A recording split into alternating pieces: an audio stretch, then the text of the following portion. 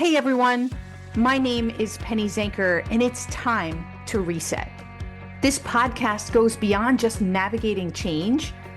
It's about new ways of thinking about how you can approach challenges, how you can shift your mindset when needed, create some space and grace for yourself so that you can rethink, recharge, and reprioritize when and where needed. Are you ready to unlock your full potential? Thank you for hitting play and sharing this next episode with me. It's time to reset. Hello and welcome. I am so excited today to talk to Stephen Scoggins. He has an incredible story of going from homeless to serial 9-figure entrepreneur. So there's a lot that we can learn from him here. He's a battle-tested business strategist, a best-selling author, and he's the founder of Unstoppable Solutions. He was named USA Today and the Wall Street Times as one of the fastest-growing entrepreneurs in 2023. And he's built and exited multiple companies and mentored thousands of people through his Unstoppable Entrepreneur program with proven frameworks and aligned sustainable success. And if you're listening and you're not an entrepreneur, this is for you too, because success leaves clues no matter which form you are receiving it in or what your role is. So listen up, people. Hi, Stephen. How are you? What's going on, Penny? So excited to happen share time and space with you. I always love great energy and great vibes, and you guys come in that space. So thank you for having me. Oh, it's my pleasure. And you've got an incredible story, which a lot of people say, well, those rich people, they were born that way and they have privilege. And clearly you didn't come from privilege. Tell us, if it's not too hard for you to share, how did you become homeless and how did you turn that around? And I might interrupt you in a little bit to ask questions, but that's the gist of what people want to know first. Yeah, it's funny. There are lots of different reasons why someone could find themselves in difficult circumstances. For some that is homeless, it's mental illness from, war, or mental illness as a chemical thing, or for some it's addiction, for some it's this or that. For me specifically, it really came down to arrogance and pride more than anything else. I was given an opportunity to start up my first company by old man Myrick, who plays a later role in my story with a second chance I didn't deserve in full transparency. And he gave me a shot, and I went and built a business for probably closer to 8 or 9 months, almost a year. Made a lot of money really fast. I grew up in an environment where you were not trained to handle money. In fact, I discovered that I was, at least in my personal lineage, I was the first one in 400 years that would later become a person of influence and have affluence. And if you think about the common denominator that comes through the mentality of family dynamics and relationship dynamics, you very quickly realize that you spend, at least for me, I spent the first majority of my life chasing worth, right? So originally I thought, okay, well, he gives me a shot. I'll work really hard. If I work really hard, I'll be enough. And then I later discovered, okay, well, I work really hard. I got all these things early on, and I realized that basically it was poison in my system because I didn't have the character and integrity to really steward it, to be honest with you. And can I stop you real quick for a second, though? Because I think that, you're talking about wanting to prove yourself, right? To be enough. And I think that's a really common thing where people get caught up in this cycle of wanting more and doing more and for what, right? Really because they're trying to feel like they're worthy when they're already worthy. But we miss that. So I just want to connect your situation, that people see maybe themselves in that a little bit, whether it led to, homelessness or some other great challenge or not. Yeah. I think there's a little bit of that in all of us. Yeah. So I would actually, and I know it's prevalent in entrepreneurship. A lot of folks that enter the entrepreneurship arena deal with feelings of inadequacy or self-worth. It happens to a lot of us. And I would say the way the world is positioned nowadays, we're also sold a bill of goods in many cases that basically states that we need this to be happy, or we need that to be happy. Maybe it's money, maybe it's a relationship, maybe it's a specific connection, things of that nature. What I've discovered is the life lies start early. So I'll take the first one that I can recall. The life lies start early. I just want to repeat that because that's a good one. And thank you for acknowledging that. The interesting thing about the dynamic within parental environment or a surrogate parental environment, I had a little bit of all the above. I had my mom and my dad missing a good chunk of my life, and I had my grandmother raise me. Then my parents get back together, then they disappear. Like it's kind of a that weird dynamic. But I remember this like it was going out of style. My father had built his first company. It was a framing company. It was in the construction field. Had done pretty well. Had did what I eventually did, which is chase worth, buy a bunch of stuff, try to say, well, if I get the family all the things and I work really hard, then I'm going to be enough for my family. I'll be enough for my spouse, so on and so forth. Well, he ended up getting clipped by a few different things. He got injured on the job, one, and then we had a down economy in that time in the mid 90s, specifically early to mid 90s, around the time of Desert Storm, and his business basically fell apart. And one afternoon, we were literally, he's picking me up from within school, and we're trying to get home. And we finally get home. We're walking from the house or from the car into the house. And he looks at me with tears in his eyes with the most intensity I can remember my parent ever looking at me. And he said, Stephen, I always want you to remember that Scoggins don't get ahead, they get by. Now think about that one lie, because well, that's really motivating. yeah, right. Exactly. Well, no, I mean, when my father told me that, it was funny. Two things actually happened. First of all, I saw sincerity in his face. And secondly, part of me knew it wasn't true, but because your parents are, in theory, trying to steward you and they're trying to love you the best way that they can help you. What I later discovered is your parents have their own limiting beliefs. They have their own limiting structures. And if they've kind of factored in scarcity versus abundance, they're going to kind of live in scarcity. They're going to teach scarcity. Yeah. Well, in this particular thing, I also discovered that 400-year thing that I mentioned earlier had been like a telltale sign of the vast majority of these Scoggins, at least in my lineage, all the way back to the early parts of Northern Ireland and England, which is kind of interesting. I then later realized that was the moment that I took the embodiment of that belief system. So any belief system that you embody becomes your reality. Right. You know, and for me, I think that became the mechanism that when I started to become a little successful, even though I didn't have the character and integrity to really steward any level of wealth at the time, I also embodied a spirit of self-sabotage, because if I subconsciously believe that Scoggins don't get ahead to get by, then everything that's coming to me is too easy. And you know the shoe's going to fall, or whatever the expression is. It's only a matter of time before I lose it. Exactly. It goes away and things correct themselves. Yeah. Exactly. So, you know, I did what most people do in that situation. I think I inadvertently self-sabotaged, a very beautiful thing. I mean, when I started that first company, I was every bit of 19 years old, and I kind of I lost almost a 2-year window as part of this experience. But around the time about a year later, about 9 to 10 months later, I found myself in a toxic relationship, the job site, because this was a construction company as well, and kind of threw in the towel. And I kind of went and hid for about 6 months. And anytime you do that, you're not paying attention to your expenses. Sure. You're not paying attention to your responsibilities. You know, you're never going to put yourself in a bad situation. So I take 100% ownership of that season of life. But at the same time, I also discovered, because Steve Myrick told me something when I was early on, in the earlier stages, he said, Stephen, you have to be willing to do today what others won't, and you can have tomorrow what others don't. And then as I began to, I remember this was like it was yesterday. It was like, I'd probably been homeless maybe about 60 days, 45, 60 days. I would shower at a World's Gym. I'd paid in full the year earlier for a membership to a gym at the time called World's Gym.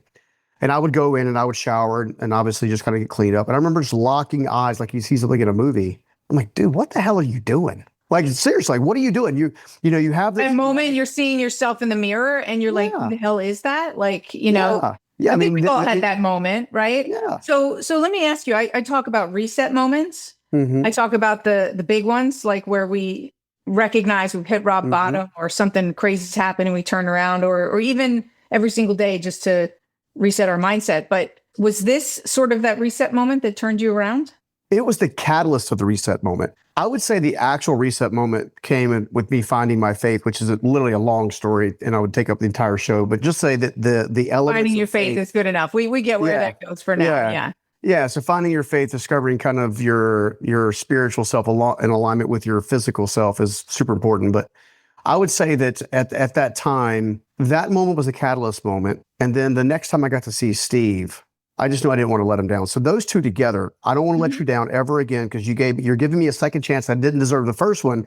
You give me a second chance. I didn't deserve that one. But yet you see something in me I still yet to see in myself. That one belief mechanism began to shape what I would refer to as the life mastery stairs, if you will, or the seasons of life mastery. So there's awareness, obviously. It kind of follows the hero's journey. You meet a mentor, you find your guide, right? And then they began to teach you, and you began to implement what they teach you. And that has actually been my story. And I find that pretty much anybody that has a quote unquote story from zero to something else, a lot of times has followed that same trajectory. There was, in fact, a catalyst moment. The interesting thing was, I just want to jump in there for a second. There's the expression, you probably heard this, that when the student is ready, the teacher appears, yes, right? So exactly. It's that reset moment that triggers something in you that says, not another second, yes, and who I am, whatever it is that gets you up and shifts your mindset, opens the door, right? As you said, it took another but it opened the door. That reset moment opens the door to your potential and that teacher rise in whatever shape or form it is, right? Yeah, absolutely. And the interesting thing about that I'm glad you just broke that down, because the interesting thing about that was the moment of awareness was what opened the door for radical honesty. I had been living in radical disillusionment. I was deluding myself, thinking I was one thing when my created value said I was a whole other thing. Right. Right. And that's one of the things I've tried to shift with people nowadays. Yeah. And let's stop there. And how does one recognize, there are people who are listening who are like, yeah, well, I know where I am and, I'm aware. And they're totally not aware. Right. Correct. So what could you ask them, or what is a quick way to help someone to open up to that awareness? I think the first realize that they're not aware. Yeah, I think the first thing that I became aware of is I was judging myself by my intentions, or other people were actually judging me by my actions and my results. So a lot of times, if we look at a negative result, we can actually walk ourselves back to the action. So it's kind of like the CBT therapy, right? So you have a heart coherence thought, a thought turns into an action, turns into a result, right? Then its simplest form. Sure. You transform your life by working backwards. Okay, well, these are the results I'm getting. These are the actions I'm taking. And these are the thoughts and beliefs that I'm actually believing. And 9 times out of 10, someone who's caught in what I call the toxic loop, they're caught in that toxic loop because more than anything else, they're operating in a state of ignorance or arrogance. In fact, a lot of entrepreneurs, I'll just share this because this will resonate with folks, whether or not they're an entrepreneur or not. The statistics say that entrepreneurs fail for lack of capital, lack of sales process, lack of executive team, market fit, all these different type of external things, right? I discovered a long time ago, actually I became aware, I say a long time ago, I became aware about 2 years ago when I really kind of did some deep, how did I go from here to here? And if I can go from here to here, I can probably go from here to there, right? So how do those things shape up? And 9 times out of 10, I was the one in the way. So I started teaching a philosophy called the 5 constraints. The 5 constraints are super simple, and it kind of piggybacks on what you were just saying, which is arrogance, ignorance, impatience, fear, and insecurity. And recently I had like a bit of another discovery, and I've added a bonus one called attitude. How you see yourself at each one of those stages determines how you effectively are showing up in the world.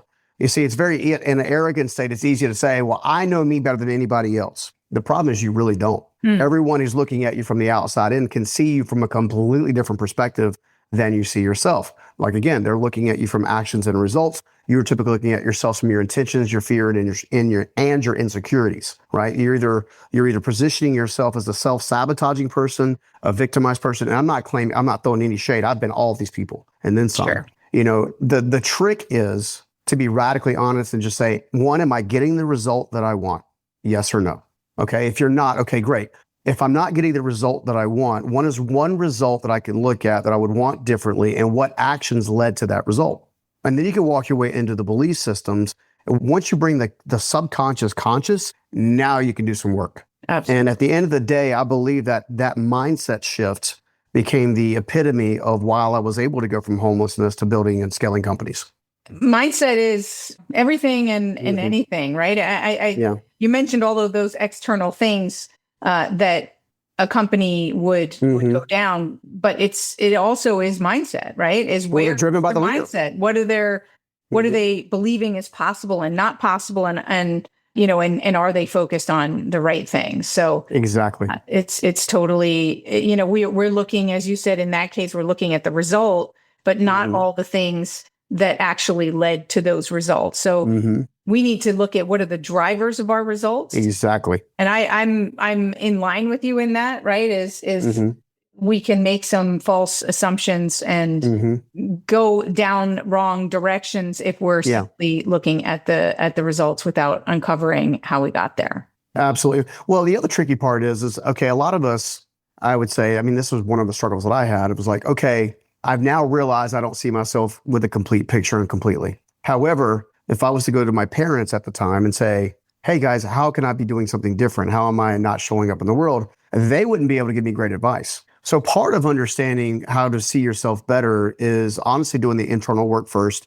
I'm a big believer in kind of reparenting your internal child. I've been spending my entire last 2 decades really doing it. I'm a firm believer in it. I do grounding stuff every day. I do regulating stuff every day. I do prayer and some form of prayer and or meditation every day. I do some form of journaling every day. And all of these things create a more centered me, right? A lot of those things I discovered along the way. And what I did was I simply looked at environments where people were who essentially were in an area of life that I wanted to be, but I had a bit of a filtering process.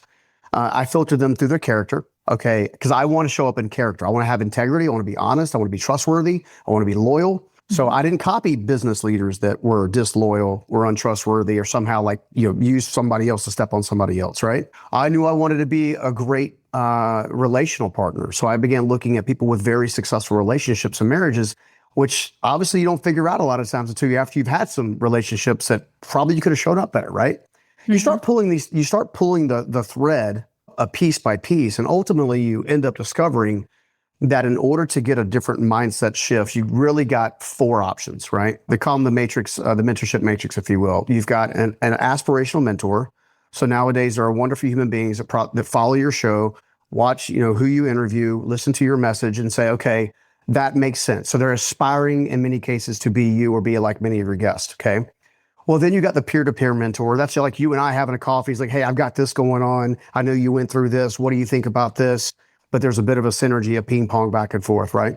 And then you've got the digital mentor, which you can find in droves now, right? YouTube, podcasting, courses, all these different types, any type of consumable media that can help you. And that stuff that wasn't even around when I was going through my major transition. It definitely amplifies the transition and the transformation now. And the 5th one is actually one of my favorites, is actually the historical mentor. And I stole that term from a good buddy of mine named Doug Stewart. And I say I stole it. I did ask him to borrow it. And I always give him credit because it was his concept. But the historical mentor is any book you can pick up and learn by somebody who's already done it. The 9.9 times out of 10, I believe, the information that you are seeking to ultimately transform your life from the inside out, because you have to do that. If you don't change the root of yourself, you will never change the fruit of yourself. It comes from historical data, right? I was just sitting with an entrepreneur. He's been stuck at, I want to say he said he's been stuck at $8.8 million of top line, which is still, he's already done better than 80+% of the entrepreneurs top line, right? But he's like, I want to go to here. I'm like, okay, well, great. Well, tell me this side of the other thing. And as we were getting more and more talking, I was like, here's what I would do if I'm in your shoes based on exactly where you're at. I gave him a lot of other tips and techniques, but I said, read Rocket Fuel. And the third one behind it is by the guy by the name of Lee Benson. Now, Lee Benson wrote a book called The Most Important Number. And basically what he teaches in that book, and he scaled a couple companies well into the 9 figures. I think his largest one is just shy of 10 figures. He teaches that every single role has a monetary value that directly hits the P&L, and every KPI and every metric should hit that. So I was like, hey, read these books. Those are forms of historical mentorship. I haven't built $1 billion company yet. Lee has, right? So what does Lee know that I don't know? And what can I glean from Lee if I just ignored arrogance and just say, if I humble myself and say, I don't know what I don't know, who can teach me? In today's time, you're going to find a lot of servant leaders who are willing to teach. Absolutely. And like you said, there's a lot of great books and videos and people that you can follow. They've done this before. I mean, that was a big driver and a reset moment for me when I was thinking, I had people that said, oh, you should start your own IT company. And I'm like, no, I don't even have an IT background, and people aren't going to see me as credible in that space. That's just not possible. And it's seeing someone else that's done it that inspires you and says, well, if they can do it, I can do it. Right. And it's important that we don't compare ourselves, apples and oranges, like somebody who's already been in the business 10 years and you're not expecting after 6 months that you're going to be there. right? But absolutely, that reset my mindset to say it's possible. And then I said it earlier on: is success leave clues? When you want to come back to what you said you did in terms of picking those mentors based on their character, based on really important values that you want to emulate. I can't tell you. I've typically heard of that type of intentionality from people who have hit rock bottom and have built themselves back up. I'm not sure why that is. I mean, there are others, but I tend to hear it more often from people who have had great tragedy in their life or really had big challenge that are so much more intentional. And, and that's what I'm trying to bring about in the reset mindset, is helping people to continually stay aligned with those values, with your goals and with your intentions, because alignment is not our natural state when we're in movement, it's not. Right? Yeah. It's like any airplane, right? It's always course correcting. And we have to do the same, especially in a busy world we live in today with a really fast pace and lots of disruption. How do you stay? Let's ask this. What is, because we're coming also to sort of the end of the show, what are some of your reset practices that help you get realigned when you get off track? Well, I would say this. The good thing about alignment is it's teachable and it's embodiable. Once you learn it and you put it into practice continually, you get to embody it. Once you embody it, it literally becomes part of who you are, as if you're breathing. So I would say that the practices I started are the same practices I currently follow. I'll give you an example. One of my favorite ones that is the most underrated to me is the principle of a journaling practice called What I Hear You Say Is. Whatever your faith background, whether you have a level of faith or you don't, you can sit in quiet and you can grab a journal and a pen and put yourself in a most comfortable, safe environment you can fill in. Open the journal right at the top of the page and say, What I Hear You Say Is. And just sit there and be present and listen. I had times where I would sit there 5-6 minutes, nothing coming through. And all of a sudden I would have one word. And by the time I was done writing that one word, it would turn into 2 words and then 3 words. And I would have sentences and paragraphs left. And some of the wisdom that came out of those moments felt like nothing short of a divine encounter, whether it's the subconscious mind or whatever your faith belief is or whatever. But that's a major practice for me. I think another practice for me is the importance of a sabbatical. Now, a lot of times I say, hey, a sabbatical. For me, I went away for the entire month of February last year, or beginning of this year, to New Zealand by myself, no agenda. And I discovered that typically if I go on an extended sabbatical, within the first week or 3 days, whatever the force is now talking to me and helping me align certain, hey, this relationship is not healthy. This relationship is. This is somebody you can pour into. This is somebody who can pour into you. This is a strategy you haven't thought of. But it all starts in stillness and peace. And especially for men, we're not trained to be intuitive by nature. We're trained to be anti-intuitive by nature. And I think by tapping into that intuitive behavior and that stillness practice, you can go a long way. So a lot of folks will say, well, I can't afford to go away for a month. You're in a different season of life. You've done X, Y, and Z. You have the financial resources to go do X, Y, and Z. And I would say, I hear you and understand you. Start with an hour. Start with an hour. Just go. And hey, people who are listening, a sabbatical means no phone, no computer, right? It means, it's get out, sitting with yourself. Like 1 hour of really being with yourself and with nature. So I just want to make that clear, because I think, I'd take an hour, but do you really? Yeah. Right? Yeah. And the reality is you don't. That's right. Why I'm saying it's so important. And I'm guilty of that, right? This is a learned behavior that I had to put in practice and now a part of who I am. Right. Right. And it takes practice. I just want to remind people who are listening is that it takes practice. So if you do this and you only get 1 hour a week and you don't get to do it every day, okay, that's great. Yeah. Did it 1 hour a week. That's 1 hour more than you had before. So I think it's important that people recognize that whatever practice you do, whether it's going to the gym, whether it's journaling, whether it's just taking a couple deep breaths in transition before you go from one activity to another, it just takes such intentionality. And when we're not used to doing that, we miss it sometimes. And we go, I could have done that. Oh, I forgot. That's okay. Be appreciative that you remembered after the fact and just keep at it. Yeah. I mean, how would you do if your child missed a baseball? You would love on the child a little bit and say, hey, you can try again next time. but yet we hold ourselves and treat ourselves a whole different standard. Absolutely. One of the things I'd love, with a couple of moments we have left that I want to share with the audience, I think is really important, is you could spend your entire life chasing money and belongings and things. And as someone who did that early on for a huge chunk of my life, who officially, quote unquote, got said goal, I lost myself along the way. Mm-hmm. I believe it's more important to be aligned in healthy congruence with oneself than anything else you can do on the planet. Because if you can do those types of things, you become aligned, congruent, you've got a healthy sense of self-worth and self-identity. You're going to have healthy boundaries that repel things that aren't for you and bring in things that are for you. Mm-hmm. And I say that to say, one of the things that I try to do with entrepreneurs and leaders now is help them say, okay, well, I made the money, but I lost my meaning. What do I do? I said, well, that's great. We're going to sit in stillness, or we're going to sit here together, and we're going to find the meaning so everything else matters. And so many times the meaning is serving the person you used to be. I'm a big proponent of that. So everything that I create, everything that I do, podcasts I show up on, I'm actually doing my best to talk to Stephen at 13, 16, 17, 20, 25, 21, 31, 35, so on and forth. Because, everybody's journey is so special. And the reality is, you mentioned this earlier, so many times the secret is humility, not thinking less of self, but thinking of self as someone who can learn, mm-hmm. which will bring in the learning. You mentioned bringing the guide in, right? So bring that guide in, but it also gives you compassion. I'm a big believer that whatever journey you're on, or whatever stage of the journey you're on in this moment, in this time, in this space, is largely to benefit other people around you who are going to come in right behind you. Imagine if I had met a version of myself. I met Mr. Myrick, and he passed away in 2003, so you never got to see a lot of the things that came out of his one investment, right?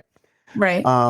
But if I met another version of myself, I could have maybe withstood the embezzlement thing I went through, or the divorce I went through. You see what I'm saying? So rather than resist your adversity and your trial, why not just receive it as a learning opportunity? And I also find that, and I'm sure you would agree with this too, is when you lean into your adversity, the adversity lasts less. Like it bypasses much more like a storm rather than a straight up earthquake. Absolutely. So, but I want to clarify for people, because I hear what you're saying, and I believe in that as well, and do my best to lean in when mm-hmm. possible. It's not easy. I want people to understand that this is not about toxic positivity and saying it's not what it is. Yeah. It's acknowledging it for what it is. It's mm-hmm. taking ownership for your responsibility and the reason that you're potentially there, right?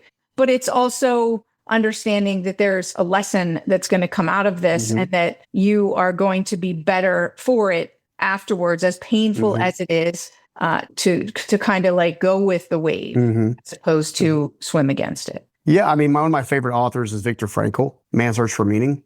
Right. So if you're whatever suffering you have, it's like, first of all, give yourself permission to feel it, give yourself the permission to learn something from it, and then give yourself permission to transform from it. I got a good friend of mine, Henry Amar, who says that God loves you exactly where you're at, but he also loves you enough not to keep you there. Mm. Right. And I find that as a very profound thing, because every single hardship I've ever been through produced fruit that became something more, and it didn't become something more until I allowed myself to feel it. I began to transform through it and I got the lessons and then transformed through it. I believe as humans, part of our experience on this planet is to experience a divine soul refinement process, as you would say, mm-hmm. the reset, right? You're going to have major life gates you're going to go through. But the good news is once you go through that life gate, you've gained all the wisdom, all the knowledge, all the experience from it. You free yourself from it. You don't have to go through that specific life gate again. What's the old adage that they say?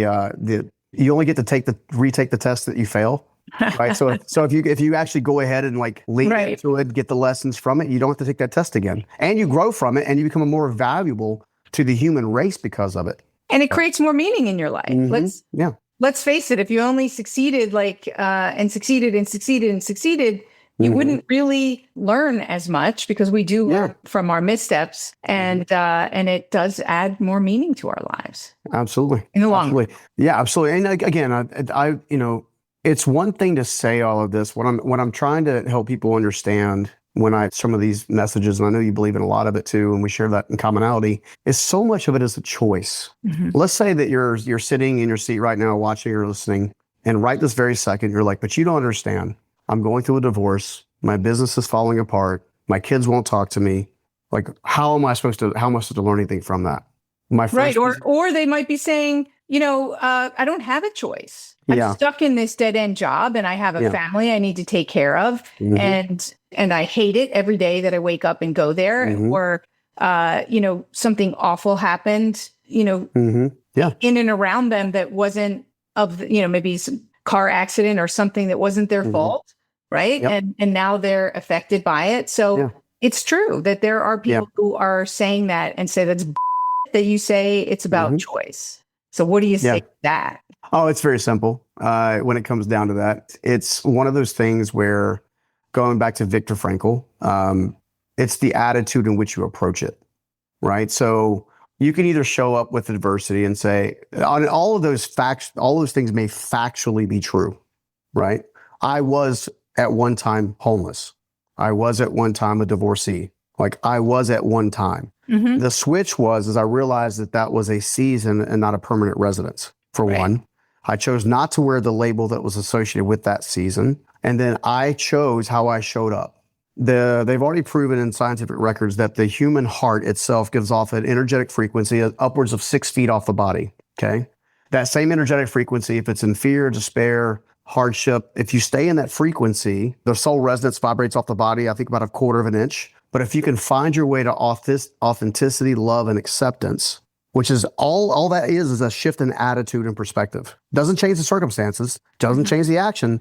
It's just changing how you show up for the action. That same vibration will literally vibrate as much as 6 feet off the body. 6 feet off the body is the definition of magnetism. Okay. So what I would say is, you do have a choice.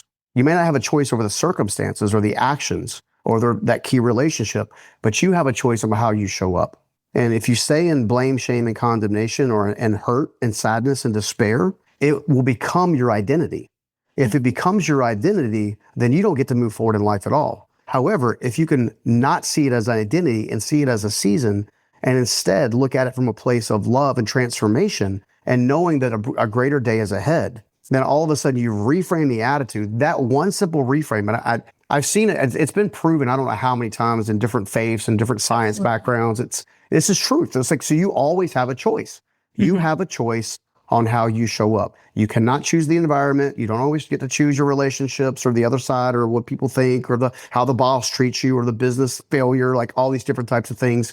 But you do get to choose how you show up. And if you can show up with the mental, and again, just so you know, I would share this, you're choosing this. In other words, your circumstances may not have changed. You may not necessarily emotionally feel the embodiment of this change that you're trying to call into existence or occurring. But as long as you keep choosing it, it will become your reality. The good news is, and the bad news is that your focus and your perspective do become your reality long term. So why not choose with a healthier attitude to say, it's just a season. I'm going to learn my lessons. I'm going to take everything. This is going to create wisdom inside of me, experience inside of me.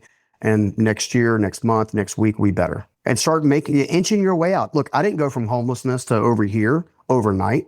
I inched my way out day by day. There were days when, especially with the homelessness and the times I almost took my life, it was like, okay, this is where the faith comes into play. Okay, I'm thankful that I can breathe. I literally walked past somebody today that's on a respirator, right? I'm thankful that I can see. 3 days ago, I walked past somebody who's blind and needs to be led, right? And this, you see what I'm saying? There's always something to be grateful for. And if you can get in that grateful habit, all the other things that you think can't be broken, I promise you they can be. I'm not the only one that's done it.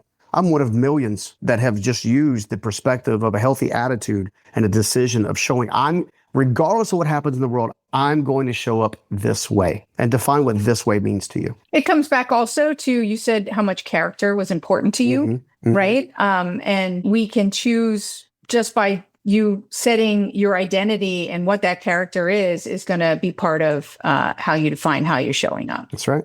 That's right. So that's right. Anyway, we are almost out of time. I did want to ask you, I did have sort of a lightning round, but I'm just going to ask you one question out of that, which is, what's the worst advice that you've ever received? The worst advice I ever received is Scoggins don't have to get by. Right. I mean, at the end of the day, it's the worst advice you can ever believe in is something that limits you. You're an expansive, abundant being if you'll lean into it. You really are. And for all those who are watching, if I was in your shoes, and I would go look for wherever that life lie is, and there may be multiple, And I would begin pulling those weeds left and right and, offsetting it with, Scoggins don't just get ahead. Scoggins are more than just get ahead to get by. In fact, Scoggins can become influential and affluent and actually impact humanity in a positive way. How can you simply reframe that? So that would be my little takeaway. Awesome. Thank you so much. So how can people find out more about you and reach out to you? Oh gosh, what's really funny is I'm like you. I'm really big into alignment. So my team and I created a tool we call the integrated alignment method. And you can find that at stevenscoggins.com/alignment. It's a survey assessment tool that you can, it comes with like a 30-some page workbook that you can kind of work through it. We don't sell you anything. It's just simply like, I want people in alignment. Because just as you and I both know that like alignment is the key, right? Once you get aligned, everything that you really want in the world, you really begin to vibrate it into your existence. Wonderful. Well, thank you so much for being here. Awesome. Take care. And thank you all for being here. A lot of great wisdom, a lot to think about. And, if I don't know what you're taking away, depends on where you are in your life and your journey.